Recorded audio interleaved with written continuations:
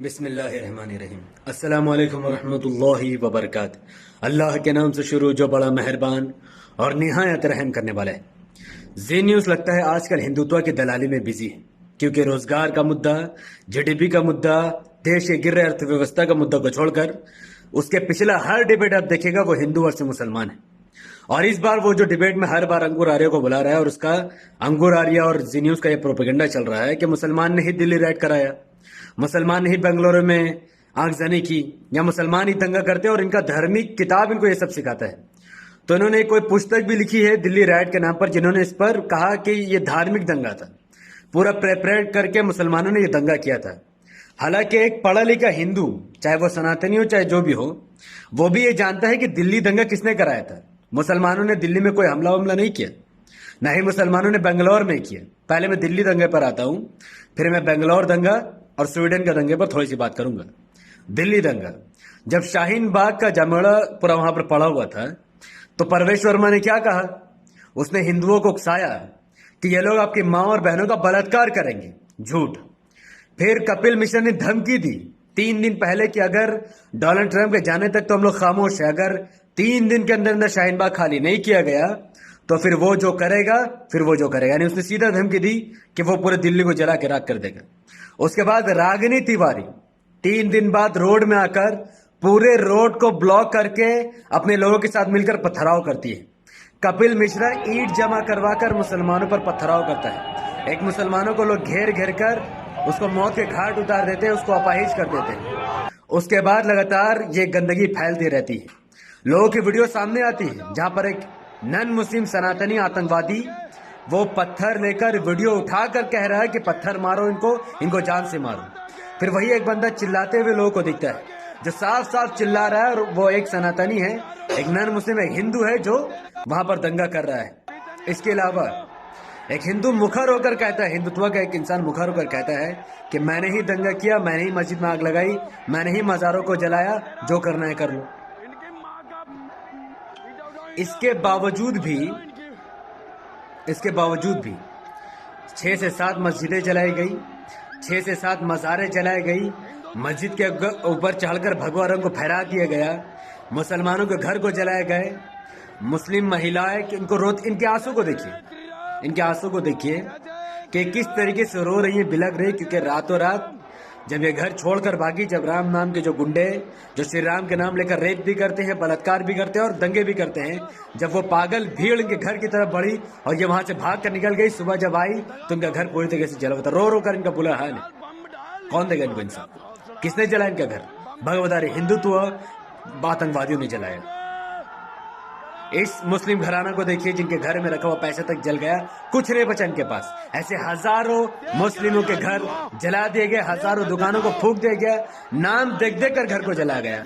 उसमें ज्यादा नन मुस्लिम का ज्यादा नुकसान नहीं हुआ। अगर मुसलमान ये दंगा करता तो सबसे ज्यादा नन मुस्लिम का घर जलाया जाता।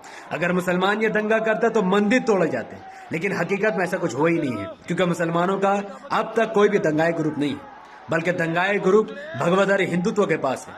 बजरंग दल, विश्व हिंदू परिषद, आरएसएस और कई सारे हिंदू युवा वाहिनी, हिंदू महासभा जैसे कई सारे ग्रुप जो मुसलमानों को लिंचिंग करती है, दंगा करती है, रेप करती है, बलात्कार करती है।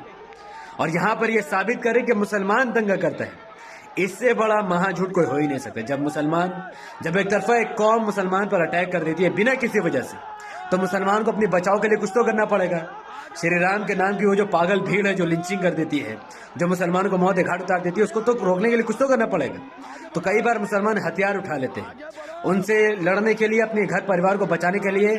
जब वो उनसे लड़ते हैं तो उनकी फोटो को वायरल करा दी जाती है कि देखो मुसलमान दंगा करता है। मुसलमान दंगा नहीं करता, मुसलमान किसी पर अटैक नहीं करता, लेकिन जब तुम अटैक करोगे तो हमें बचाव के लिए कुछ तो करना पड़ेगा। उस मर्डरर, उस बलात्कारी भीड़ को रोकने के लिए कुछ तो करना पड़ेगा। तो मुसलमान कभी हथियार उठाता है तो कभी कुछ उठाता है। तो वही फोटो वायरल करा कर ये लोग ये बावर करवाते हैं क्या मुसलमान दंगा करते हैं। ओके, अब बात करते हैं बेंगलोर में। कांग्रेस का एक रिलेटिव, जिसका नाम मैं नहीं लेना चाहता, उसने रसूलुल्लाह सल्लल्लाहु अलैहि वसल्लम की पिक्चर बनाकर उल्टी सीधी बातें लिख दी। मुसलमानों ने दंगा नहीं किया, बल्कि उसके खिलाफ एफआईआर दर्ज की। पुलिस ने कोई कार्रवाई नहीं की, क्योंकि पॉलिटिकल लोग जानते थे, जो वहां के गवर्नमेंट, वहां के पुलिस सब चाहती थी कि दंगा हो। इसीलिए पुलिस ने कोई एफआईआर नहीं लिखी, ना ही उसके खिलाफ कोई एक्शन लिया, ना ही उसको अरेस्ट किया। उसके बाद मुसलमानों की भीड़ उठकर आंदोलन करती है कि हमें जस्टिस चाहिए, इसको अरेस्ट करो।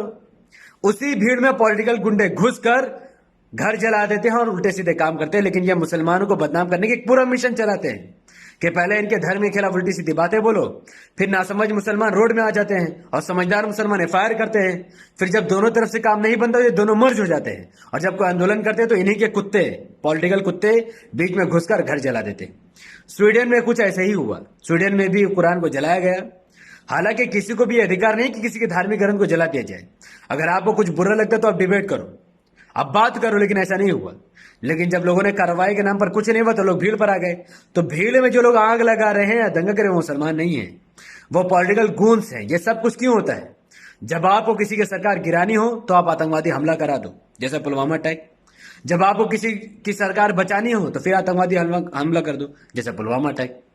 तो सरकार गिरानी हो चाहे सरकार बचानी हो, इस्लाम मुसलमान के नाम पर हर बार पॉलिटिकल कुत्ते आग जलाते हैं, बम ब्लास्ट करते हैं, मुसलमानों का नाम खराब करते हैं और किसी की सरकार बनाए या किसी की सरकार बिगाड़ देते हैं। तो जी न्यूज अगर अंकुर आर्य को बुलाता है बात करने के लिए, जब वो अपनी बात लोगों के सामने रखता है, तो फिर उससे प्रमाण क्यों नहीं पूछता कि अंकुर आर्य ये क्यों नहीं बताता कि हाँ, अगर ये लोग दंगा करते तो कुरान में कहाँ लिखा है कि दंगा करो, अगर ये लोग दंगा करते तो हदीस में कहाँ लिखा दंगा करो। वो जो बुक दिल्ली राइट्स के लिए लिखी गई उसमें कहाँ लिखेगी कि हिंदुओं के कितने घर जले, मुसलमानों के कितने घर जले, हिंदुओं के कितने मकान जले, मुसलमानों के कितने मकान जले? ये क्यों नहीं लिखा गया?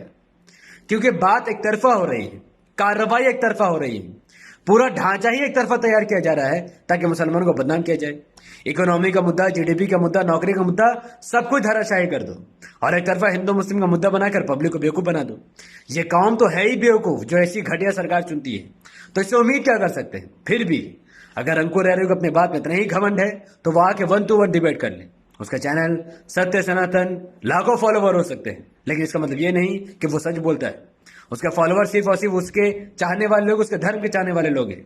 कोई मुस्लिम उसको फॉलो नहीं करता है, ना ही उसने कभी किसी से डिबेट करके ये साबित कर दी कि कुरान में कोई बातें लॉजिकल है, या फिर वो जो मनगढ़ंत बात एक्स मुस्लिम के साथ मिलकर कर रहा है, हालांकि वो एक्स मुस्लिम नहीं है, वो इसी के साथ प्रजाति के लोग हैं। तो आम मुस्लिम हो चाहे हिंदू, उसको बेवकूफ बनाकर दंगा लगवाना आसान है, लेकिन डिपेंड तभी करता है क्या उनके धार्मिक किताब दंगा लगाने को कहती है, क्या उनका कोई पॉलिटिकल ग्रुप है, क्या उनका कोई ऐसा संगठन है जो दंगा कराता है। मुसलमानों का ऐसा कुछ नहीं है। मुसलमान हर हिसाब से पाक है। ना हमारे ग्रंथों में दंगा के बारे में लिखा, बल्कि कुरान में यह लिखा गया है कि किसी भी एक इंसान को कत्ल करना पूरे इंसानियत को कत्ल करने के बराबर है। यानी एक इंसान को कत्ल करने वाले को पूरे इंसान को कत्ल करने वाले की सजा in the day of judgement में दी जाएगी। और जब कोई एक इंसान की जान बचाता है तो पूरे इंसानियत को बचाने की उसको अजर, उसको सवाब, उसको गुड पॉइंट, उसको इनाम in the day of judgement में दी जाएगी। मुसलमानों को ऐसा ग्रुप नहीं जो दंगा करे, जैसा आरएसएस, विश्व हिंदू परिषद, बजरंग दल, हिंदू युवा वाहिनी, हिंदू महासभा, जो इन भगवदारी आतंकवादियों के पास है। तो मुसलमान तो हर हिसाब से पाक है। और साफ दिख रहा है कि दंगा कौन कर रहा है, भारत का माहौल कौन खराब कर रहा है, कौन पिछले 70 साल से दंगा कर रहा है। मुजफ्फरनगर का दंगा हो, गुजरात 2002 का दंगा हो, गुजरात में भी यही हुआ था। पहले एक ट्रेन में बम ब्लास्ट करा दिया गया, कोई सबूत नहीं कि वो मुसलमानों ने किया, कोई एविडेंस नहीं है। बस सरकार गिरानी, सरकार बचाने के चलते एक ट्रेन में बम ब्लास्ट करा के पूरा हल्ला उड़ा देगी कि मुसलमानों ने किया है। फिर मुसलमानों के ऊपर एक तरफा अटैक करके मुसलमानों के घर को जलाया गया, बोटी बोटी काट कर उनको फेंका गया।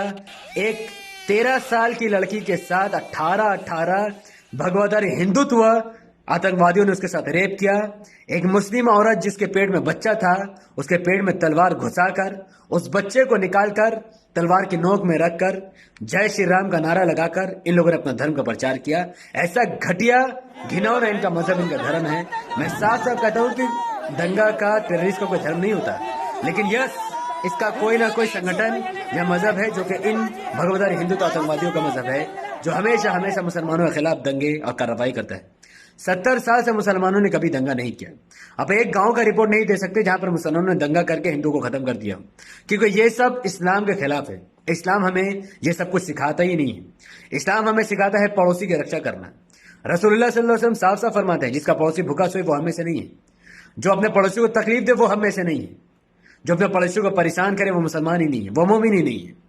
तो पड़ोसी को परेशान करना गोया कि इस्लाम से बाहर चले जाना, यानी इस्लाम को छोड़ देना। जो इस्लाम को मानता है वो कभी पड़ोसी को तकलीफ नहीं दे सकता। अगर हजारों मुसलमान किसी हिंदू को मारने की कोशिश करे तो मुसलमान की जिम्मेदारी है उस पड़ोसी की कि उसको बचाए और उन गुंडों को मार कर भगाए। ये ना कि ये बताए कि हाँ ये हिंदू का घर इसको जला, तो ऐसा नहीं है। लेकिन दिल्ली राइट में कुछ ऐसा ही किया गया। चुन चुन कर मुसलमानों का घर और दुकान दिखाया गया, गाड़ी दिखाया गया, उनको जला दिया गया। वहां के लोकल ने मिलकर दंगा कराया और कराया। मेरे पास हजारों सबूत है दिल्ली दंगा के बारे में। मैंने कई सारे एविडेंस आपके साथ शेयर किए, कई सारे पहले ही मैंने वीडियो में डाल दिए हैं, आप चाहे तो जाकर देख सकते हैं। बहुत बहुत शुक्रिया।